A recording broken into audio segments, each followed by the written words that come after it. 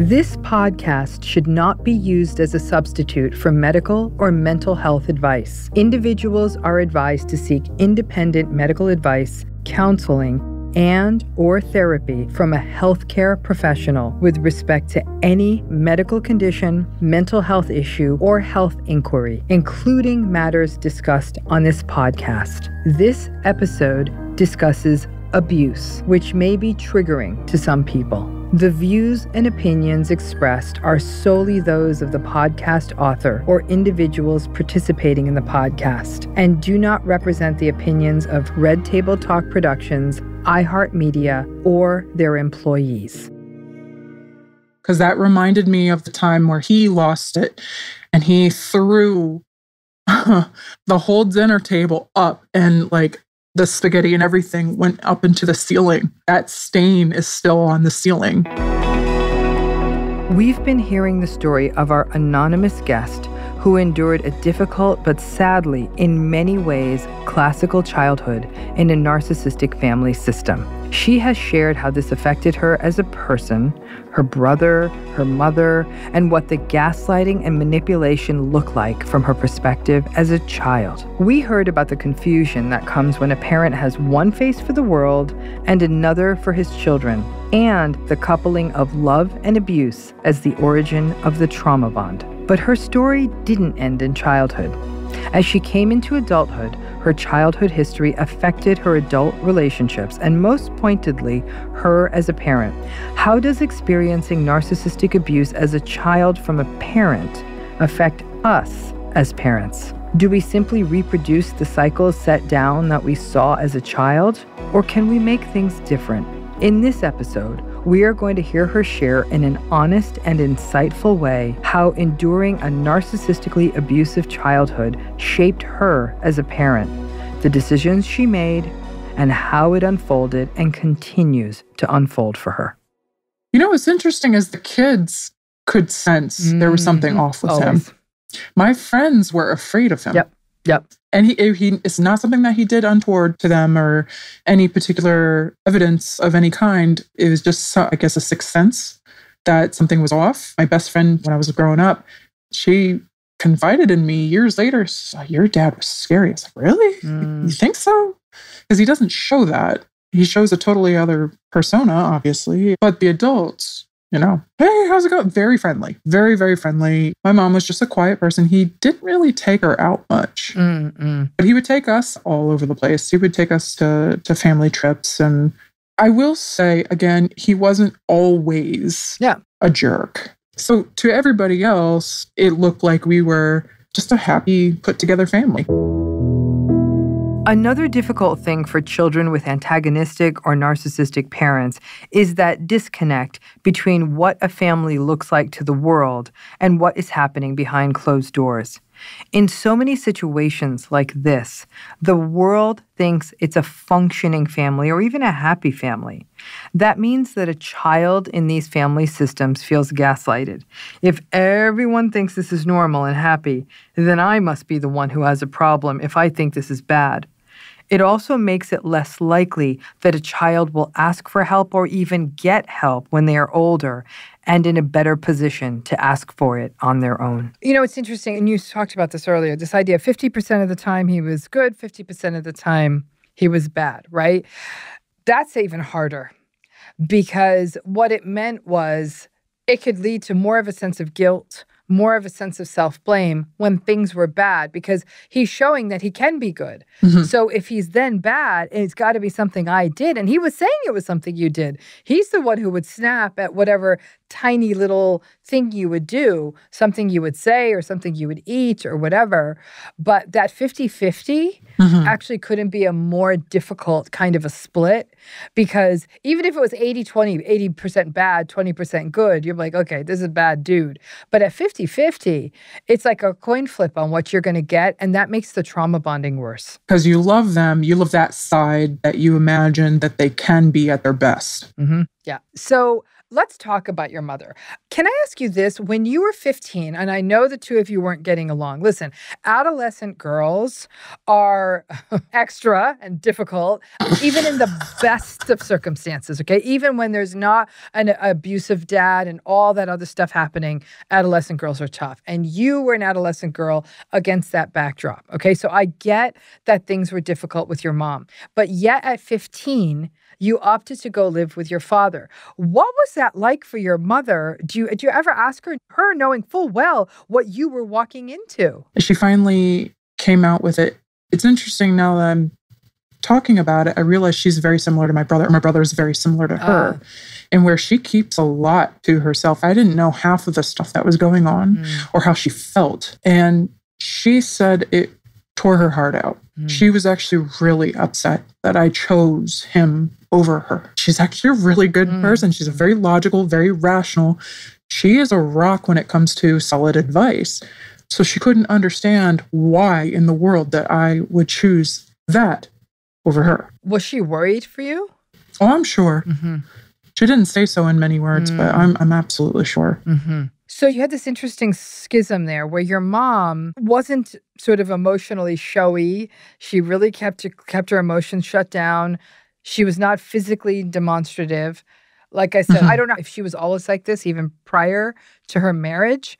We don't know, right? Because being in a marriage like that could change a person in that way, could cut them off emotionally, could even cut them out physically, right?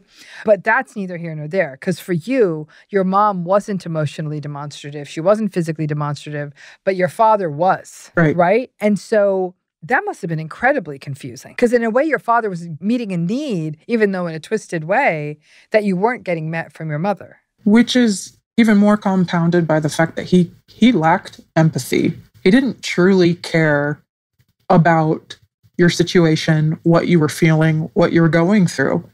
There's been numerous times where you would just, again, the beating and then I love you, right? It's not just the hug, it's also the I love you. And when I would get on the phone with him, he would say it. And there came a point, I think, when I hit adolescence where it felt like an empty shell, the words. Yeah. And I realized he's just saying the words. He doesn't actually care.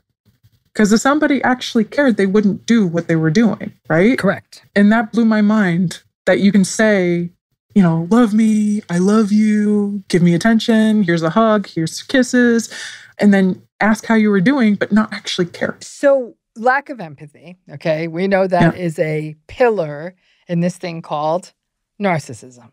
All right. I mean, most kids don't know that word, right?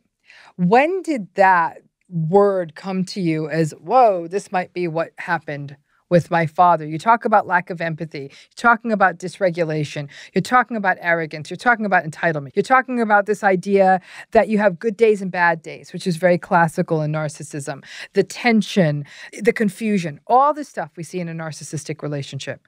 When did you start seeing it through that lens of narcissism? It was after I was an adult. My mom had sent me an article. I think it was signs or symptoms of narcissistic. I don't know if the correct term is sociopath, but that's what it said on the article. Of course, anybody writes anything. But there was a ton of symptoms and signs, and he had like 9 or 10 of them. And when it said lack of empathy, it actually said that on there, lack of empathy. And I'm like, empathy? Like feeling? Like, what is that? And I actually looked it up and I was just like, holy crap. He doesn't feel, or at least that's what it seems. I'm sure he feels angry. He's got to feel something. Well, he feels falling in love because he keeps doing that over and over again. Well, his version of love. I mean, what's that definition for him? Pleasure, validation. Physical, materialistic. Yeah, material. Yeah. So I guess that must feel good, right? And empathy isn't just feeling. Empathy is the awareness of what someone else is going through, even if you haven't been through it yourself. And not just understanding it, but also in part feeling it. Your mood putting changes yourself. Putting yourself in their position. Yeah. I noticed when he would get drunk, especially, he lacked common sense. So I can't pinpoint a particular situation, but I do know that I was aware enough that he would disregard what everybody else was thinking, what they were doing, and he wouldn't put themselves in your shoes. so to speak, when you're trying to convey an issue or something that happened. And there were a few times, actually, I knew that I was in the right. And I tried to convey that to him. And he turned around and said, you know what? Even if you think you're right, you take that beating and you learn something from it. So how is that right? It doesn't make any sense. How am I going to learn anything from that? Okay, so no, you're not going to learn anything from that. And once again, sometimes it was abuse got followed by a hug. Now sometimes it was abuse got followed by a quote unquote lesson. Yes, all the time. So you have all of these patterns, again, that we think are narcissism. Right. Your mom gives you that article. So obviously that framework also must have been how she was making sense of that relationship. Yes. Oh, gosh, yes. Because it was a revelation for her. It was. Okay, did it help her? It was the spark. I mean, to a long road, she obviously, it's not just going to take a piece of paper to get you healthy or make you feel better, but it helped spark the conversation between her and I. And from that, she could garner our perspective. We were able to have conversations, and that also helped heal our relationship as well, to realize, oh, we're not the problem. And I think for a long time, she thought she was dumb. For the longest time, she thought she was an idiot and stupid and all this other shit. These are stuff that she confided in me. And then when she went back to college at night and she got her degree, that degree was her validation. Oh my gosh, I'm actually really intelligent. I'm so much smarter than I thought I was. So I think it was just little bits along the way, but that article really sparked the conversation for sure. Right here, she shares something that is almost universal among survivors of narcissistic relationships. For a long time, they feel stupid or dumb. In part, that may be because that was said to them in as many words for many years, either by a spouse or a parent. But also, these relationships leave us doubting ourselves so much, blaming ourselves so much, that we slowly believe over time, through a long period of indoctrination, that we are somehow lesser, that we aren't as smart or as skilled, and it becomes part of our identity.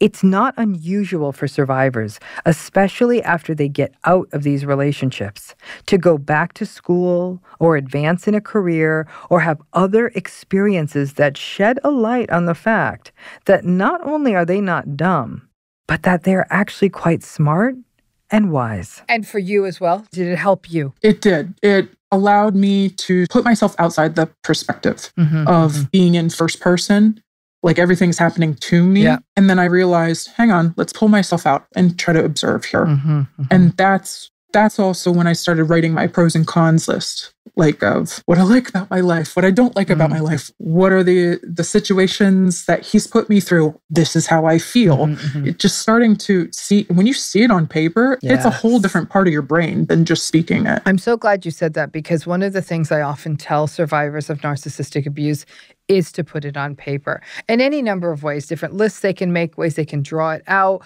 What was it that you loved about this person? What made the relationship unsettling? Right. And see both of those things side by side, because when you see the good and the bad side by side, you can start to understand why you blame yourself. Because one of the first steps to healing is to understand it's not you, it's really them.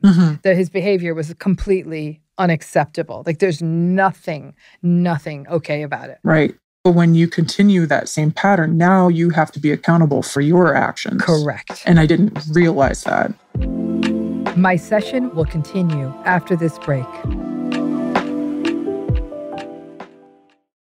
So how did that idea of once you become aware of it, you have to be accountable for your own patterns, did that creep into your life as well? Or were you thinking about how he needed to be accountable? Like he may have done those things, but he was never accountable for doing those things. I was hyper-focused on his wrongdoings for a long time. Interesting. And he's the reason I'm this way. And then I realized at some point that I have to take accountability for my actions. I have to let things go. You need to heal, but if you constantly rip off that Band-Aid before it's healed, it just reopens the wound, so to speak. There's certain parts that I had to make peace with along the way, and it doesn't happen overnight. You got to kind of chip away at it.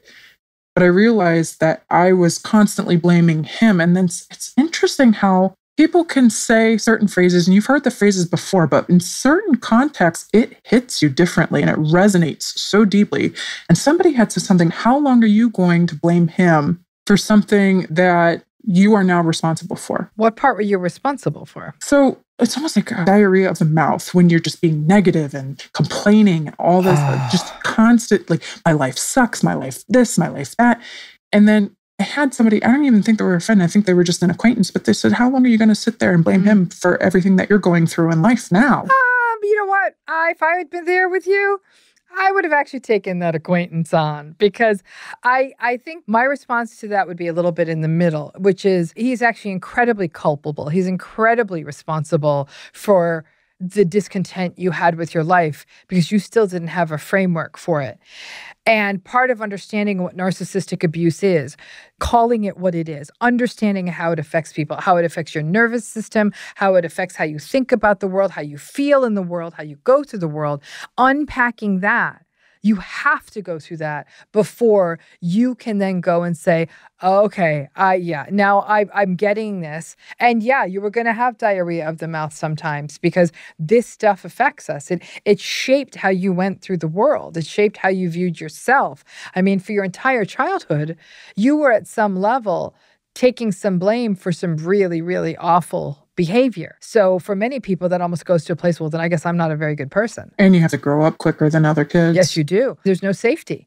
And so I would actually find, I think that people will get there, but that how long you're going to do this. You know how long you're going to blame him for it? As long as it takes to get to the other side. Because you need some permission to say, I need to connect these dots and figure out why I'm struggling with this now.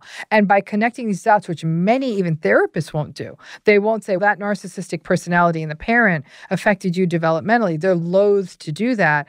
If we put too much responsibility on the person who experienced that, then they just don't have a framework, and they're going to keep blaming themselves. Oh my gosh, I'm still negative. I really am a bad person. Well, that could be. I guess I needed to hear that because it was the seed that kind of blossomed into, all right, I'm an adult now. I am 100% responsible for myself and my own actions. I can choose which path I decide to go down.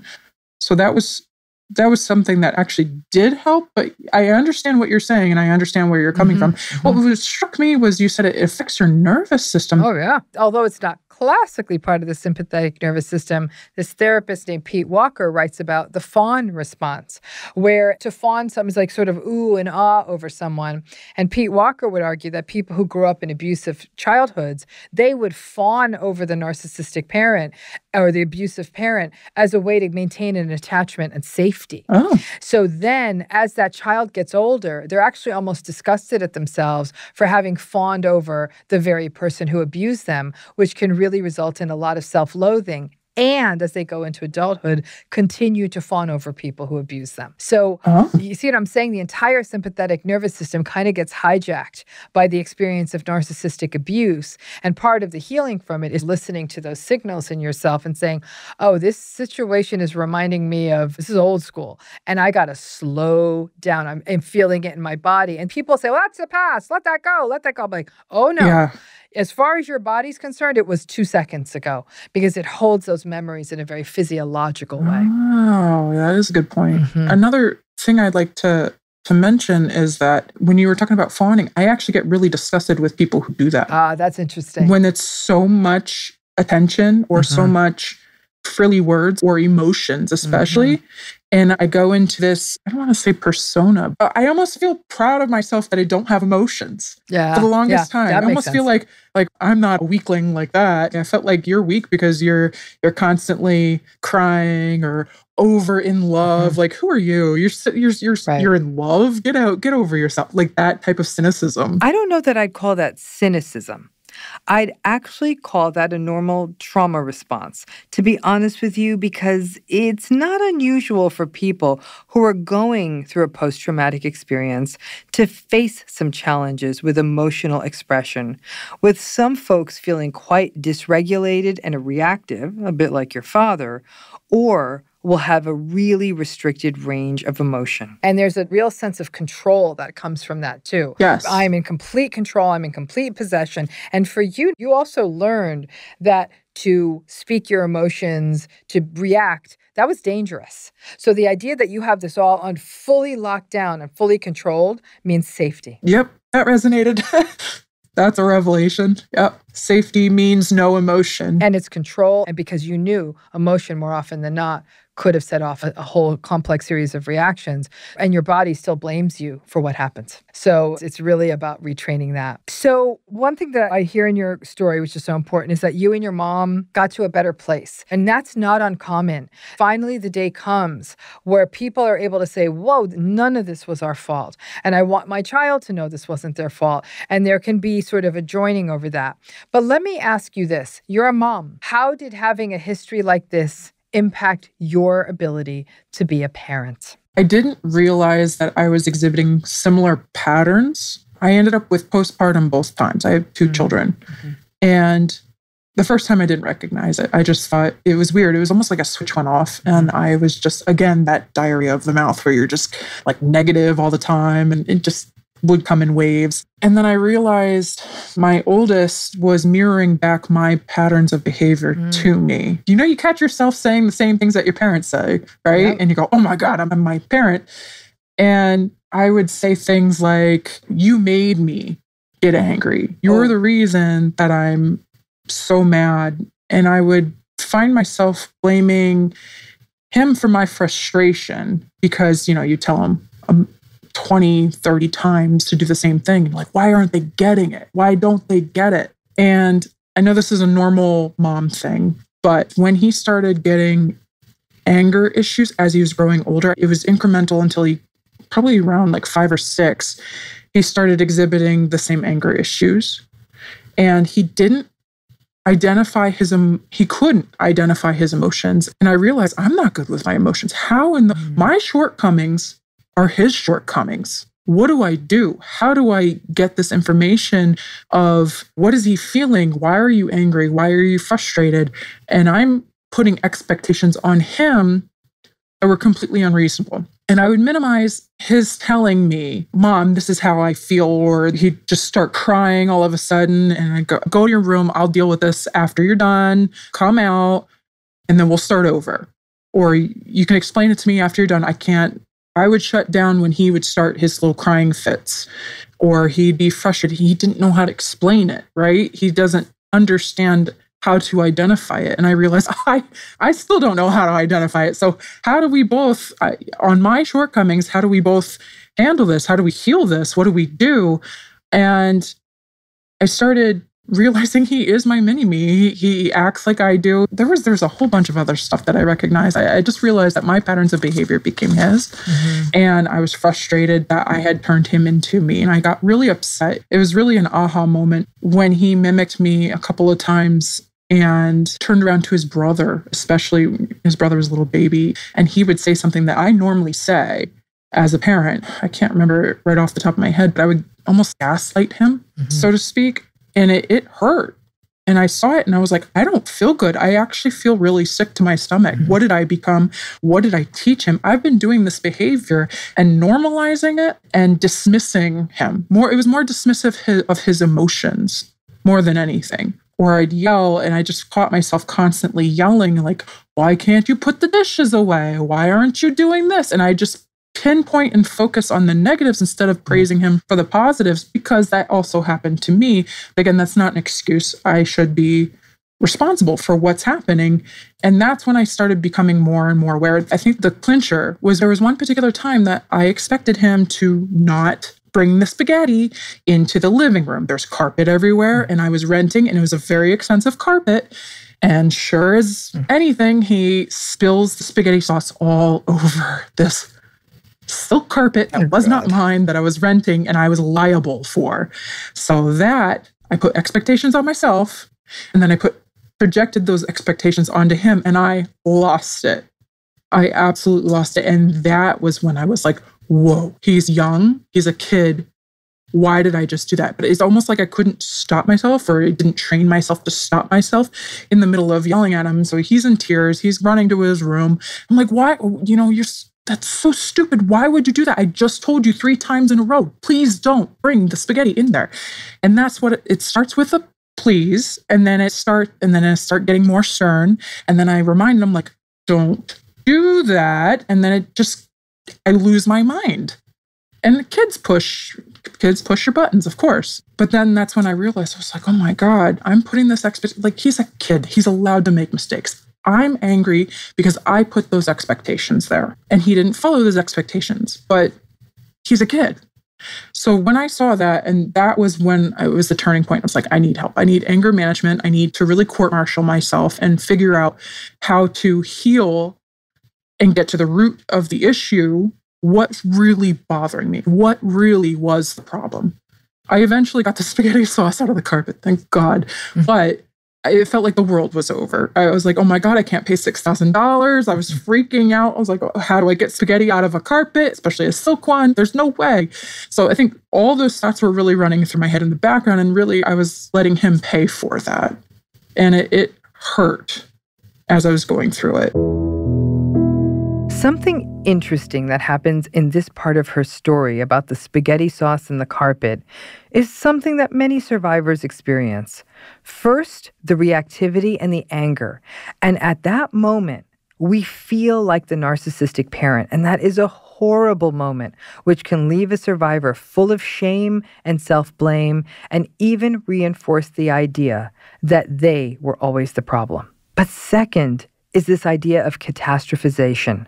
When the bad thing happened, the sauce is on the carpet, she went right to, and how will I get this clean, and the expense and the anxiety. When a child grows up with a narcissistic parent and comes up into adulthood, one of the most common outcomes in adulthood is anxiety about everything. Small things become big things quickly. And then the world often pathologizes survivors as adults. Oh, why do you make such a big thing out of everything? That is because in childhood, a plate of spilled spaghetti would have been catastrophic. All of that then plays out in these scenarios in adulthood. Something spilled, something forgotten, something broken.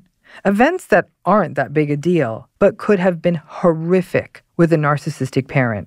Is it any wonder that survivors find themselves living with this unease and anxiety for a lifetime? It sounds like it was for a few years. You said yourself, you were gaslighting your kids, you were reactive to your kids, you were dismissive to your kids. It took a few years. It seems like the spaghetti sauce incident sort of almost firmed it up.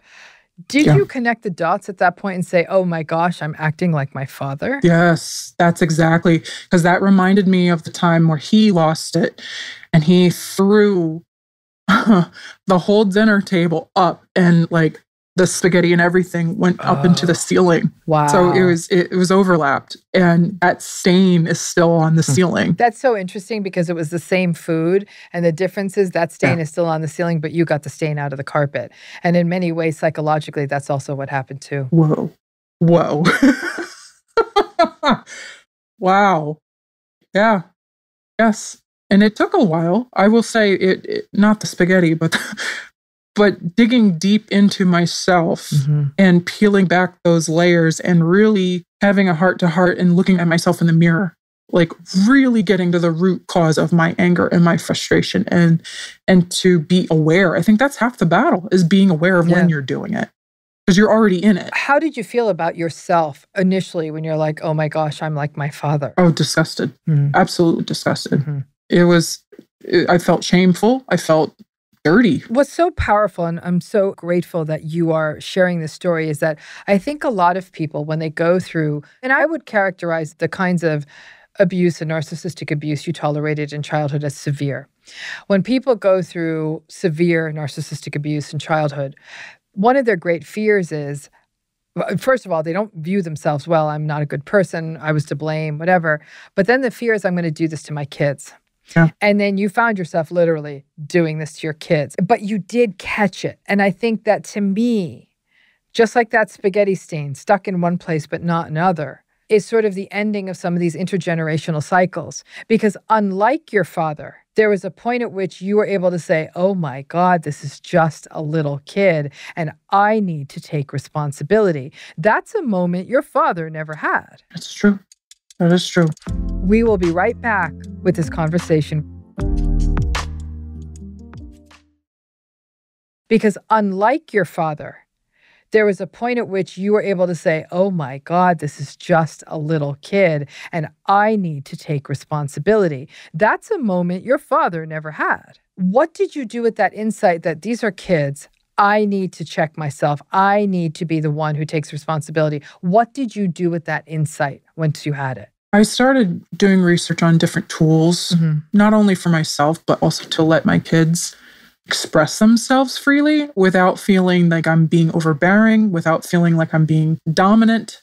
And I was able to, at least for them, because again, I'm a lot better than I was, but I'm still not good with the whole like touchy-feely emotions stuff. But I made sure that I hug and kiss them all the time. I let them know that I love them. So that is something that has been a constant, I will say. What was new for me was allowing them to talk back, but in a respectful way. But I would let them have what we call the safe space, to where I set the rules where there were no rules. I said, if you feel like I'm being unfair, I want you to tell me. I want you to let me know that I messed up. I want you to tell me how you are feeling. Even if you can't identify it, just express yourself or say the situation. I think we started with saying the situation of what was bothering them, especially the older one. He had a hard time identifying himself, really. And I allowed them this safe space, sit on my bed and say whatever was on their mind. They could curse. Normally don't do this because you have to be respectful, but I will let them curse. I'll set them, okay, safe space. Yeah. So now to this day that we created that pattern, my older one, he's a preteen and he'll open the door and he's had a rough day and he'll go, Mom, safe space? I said, okay, come on over. That's great. And so he's able to get it all out. And I go, you feel better? Said, yes. Okay. Or like he's dealing with a bully, or he's dealing with school grades or pressure or something along those lines. And I try to make sure that I'm objective enough and I let him know, here's a real life version of, there's going to be bullies, there's going to be jerks, no matter where you go in life. And this might be how this bully is feeling. And that was part of my healing, is learning introspection, learning to identify what that person could have been going through, to put myself in their shoes. So I don't know what my father went through, but I imagine it must have been cyclical, like myself. And maybe he also felt pressured. Maybe he also felt that competitiveness because he didn't get enough attention. So learning those aspects to life really helped me explain them to my kids, who then will also say, I understand why they bullied me today. I think that he's having trouble with his mom at home, or something along those lines. So we're able to talk things out. And I think that communication was key. And I'll let him tell me like, hey, no, Mom, you went way overboard. Stop, take a deep breath, back up. But I also have to be responsible for me doing that as well. So I did a lot of on my own. Again, I wasn't able to really afford it, but I encourage everybody, if you can, to see a therapist. Absolutely. If you feel you need a therapist, definitely see one. Yeah. Me, I lucked out with a small group of women who are very similar situations, abusive situations, or very extreme circumstances. They all took different pieces of the puzzle. They're not like me. They experience things differently. Yeah. And we're able to be that support system to tell the other person like, oh, I went through that and this is what I found out. So we were able to go ahead and bounce off different ways to heal. Like inner child work was one of them. Yeah. Make peace with my younger self who was pissed. That was a long one. And there's meditation to ground, to breath work really helped with identifying and being aware of when I was angry. So when I would catch myself, I'd be like, okay, I need to step away. Walk out of the room. Let me ask you this then, because one of the issues you brought up with your dad was that he would react when you did, like you didn't know what would set him off. Right. So you would do something and he would get set off. Right. I understand where you've gone with your son, which I think is great, creating a safe space, holding space for their emotion and all of that. But what about when they do something you don't like? Just like you and your brother would do things your dad didn't like, right. And he'd lose it.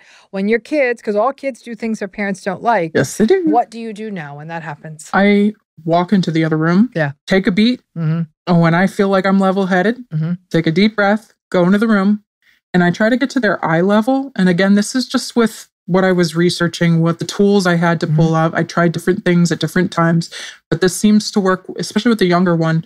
When you're getting down on their level, I didn't realize me standing over them caused that dominant, overbearing feeling of how I felt when I was younger. My father is a lot taller than me. And I always felt like I was diminutive. I was small. I was powerless, that type of feeling. I didn't realize I was doing the same thing. So I get on his level, look him in the eyes, and I let him know, like, listen, I asked you to do X, Y, Z because it really helps mommy. I have this and this and this and this and this to do. Could you please help me out? Or I'd explain things like, we need to do our homework. I've asked you 20 times in a row to do your homework. We need to sit down together. What's the reason that you are hesitant? Or like, I ask them why they feel the need to ignore me or why they feel the need to not do as I've asked. And I'll explain myself. I guess perhaps not everybody explains themselves, but I try to explain and why this is the way that it is. Or I'll try to save them heartache by telling them, hey, I wouldn't do that if I were you because you could get hurt or this or that, the other, like crossing the street without looking. And they've done it 3 times in a row already. Yeah. And I'm like, this is extremely dangerous. So those times especially are really hard. And I will say, I'm not 100%. I'm very fallible. And there are times where, especially if it's fear-induced, I'm like, get over here. What are you doing? Oh my God. And I lose it. So it's still a work in progress, but I will say it's very few and far between. It's amazing. And I think that idea that you're not reacting to them, that's a huge step because that's the part where somehow you broke this intergenerational cycle of, I'm seeing red, I'm going to lose it. And you've really committed yourself to accountability, that you saw it, you recognized what you were doing to your kids, you did do it for a while, and then you said, no, I'm not going to do this. I think it's an incredible reminder that these intergenerational cycles can be broken, that going through narcissistic abuse in childhood doesn't program you to only be one way, that these cycles are breakable. And you did a lot of this for yourself. It was very self-guided, and you found the resources and you did it, which is quite remarkable. You reteach yourself. That's what it is, yeah. I understand you are 100% in control of yourself, but I didn't realize, like, you can train yourself to react differently. You can. Or not react at all. You can, but it takes a minute, right? Initially, you didn't do what you wanted, Yes, but there's a moment when you do. And, after the experience you've had, you're not always going to be perfect. And the key is also to have self-compassion and self-forgiveness in the face of that. So here's a big question for me. What is your relationship like with your father now? Are you... Non-existent. It's non-existent. Okay. Non-existent. So let me ask you this, because you're a mom now. When you look back at your childhood and what happened to you, what does it feel like to even think that someone could do this to a child? Does that make sense? Like, sometimes we don't see these cycles clearly until we become parents ourselves. And then we say, somebody actually did that to a child. How has it reshaped how you think about your childhood to be a mother? That question is kind of twofold, because I hate to say this, but it's the old school way of doing things. And I wasn't the only person. And I found out there was a lot of people that also got hit with a belt, that got the twitch, or the switch, I think it's called, that got the switch. Yeah. And I've had... It's funny, I resonate a lot with older vets, and they also experienced something similar in an upbringing. So I almost kind of was sandwiched between generations where it was normal. Yes. It's normalized. So to me, my upbringing felt normalized. And even now, looking at it, I'm just like, that's the generation it was. But me as a mother, there's no way. I don't understand how you wouldn't at least try to get some help. I wouldn't understand how you wouldn't at least look at yourself and go, okay, is there another way to look at this? I understand that there was no internet back then, or, dial-up. Yeah. But now you have all these resources. Why couldn't you reflect on yourself? It still is a mind boggle, because I would never get to that extreme ever. And I was able to catch myself when I started getting into those patterns, not started, but I was exhibiting the same patterns, at least in aggression or in anger. So I don't understand somebody so book smart, somebody so academically intelligent, that you couldn't recognize it. And like you said, and even now I'm forming newer opinions because you had said that clearly this was a choice. Absolutely, because otherwise you'd have kept screaming at the guy on the phone. And I think even that ability to have the nice face in public, but then go off on people behind closed doors, that shows you it's a choice. If the person was screaming at you in the middle of the restaurant, in the middle of the street, all times, then I'd say, okay, we might be dealing with something different. But the key to narcissism is the choice piece to it. And remember, the elements of your story, the physical abuse, all of that, horrific enough. But the additional piece, the piece that brings in this problematic personality pattern to consider, is that 50% of the time it was okay piece of it. The I'm going to abuse you, now come give me a hug piece of it. The complete and utter lack of awareness that this wasn't okay piece of it.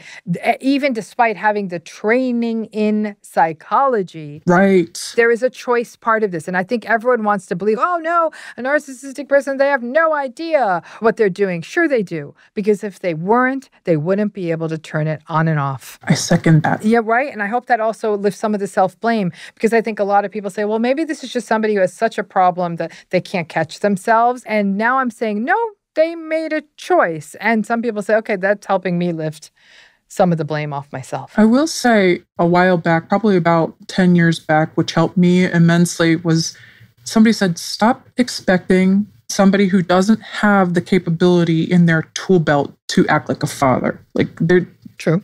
They just don't have the capability to exhibit themselves as a father. And that kind of, if they don't even have that in their little tool belt that they can pull out and be aware.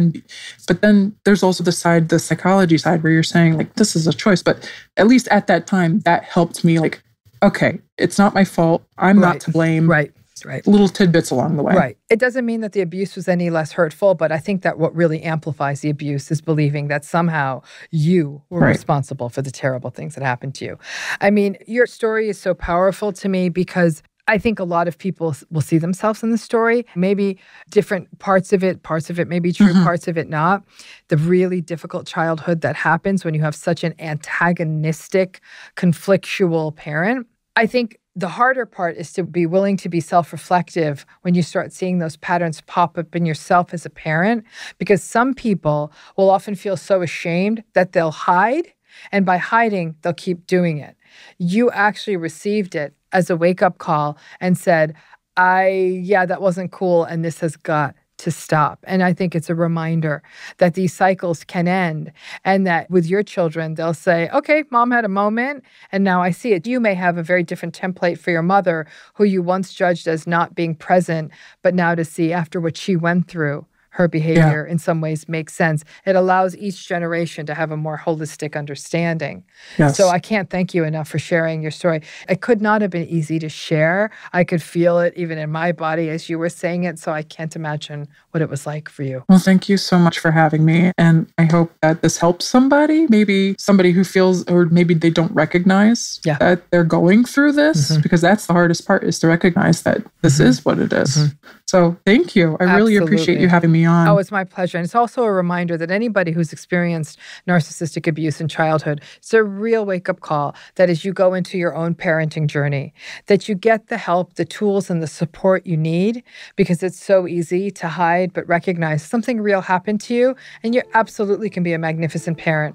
But sometimes you just need someone to show you a blueprint and a roadmap that you never were shown in the first place. Here are some takeaways from my conversation with today's guest. The metaphor of the spaghetti sauce stains in this story are powerful and are actually a really important takeaway. Her parents' reactive rage that resulted in the spaghetti stains on the ceiling were never addressed or acknowledged, and it never changed, just like the stain that persisted on the ceiling of their home. Years later, when her son spilled the spaghetti sauce, her angry reaction snapped her into accountability. She recognized that she was reacting like her father, and more importantly, that it wasn't okay. And then she began the hard work of finding new ways to respond, addressing the legacy of having a parent like this, and creating a safe space for her children. The metaphor of her getting the spaghetti stain permanently off the carpet wasn't lost on me. We can address these patterns and clean them up. In my next takeaway, intergenerational cycles of abuse, when we recognize them, can be devastating, and there can be strong feelings of shame, even disgust and self-blame, when a parent finds themselves replicating toxic cycles from their childhood. This story, like many others, shows us that while having a toxic parent can be a risk for repeating these cycles, mindful awareness and accountability means that we are not doomed to repeat them. But a key ingredient is also self-compassion, to be self-forgiving. Be aware that it is almost expectable that at times we would respond as a parent did, and that our children's behavior may even raise anxiety and fear from our own childhood. It's so crucial that parents who had narcissistic parents and may find that some of these patterns seep into their own parenting catch the cycles, and also recognize that mindfulness and self-compassion can help to end these cycles. You can create for your children what you had needed for yourself. In my next takeaway, everyone who has survived a narcissistic or antagonistic parent struggles with how to approach these relationships with their parent in adulthood. Our guest chose no contact, but her story is also a reminder that there is no right choice. You need to choose what's best for you. She made her choice after her parent made numerous attempts to come back into her life, but she saw no change and no accountability. It's so easy for people to believe that there's one right answer: no contact, or stay in touch, or forgive. There isn't. Only you know your story. The key is to not judge yourself as you make a decision that feels right for yourself or your own children if you have them. It is important to make a decision that is based in painful truths. These personality patterns are not likely to change, so it's important to not make a choice from a trauma-bonded space of, maybe it'll just change if I do this or that, just like you did as a child. Instead, whatever choice you make going forward has to be informed by radical acceptance and realistic expectations. But what's most important is that you feel that you are making a choice for yourself and not being pulled into the guilt that you owe something to a narcissistic parent. A big thank you to our executive producers, Jada Pinkett Smith, Fallon Jethroe, Ellen Rakieten, and Dr. Ramani Durvasula. And thank you to our producer, Matthew Jones, associate producer, Mara Della Rosa, and consultant, Kelly Ebeling. And finally, thank you to our editors and sound engineers, Devin Donaghy and Calvin Bailiff.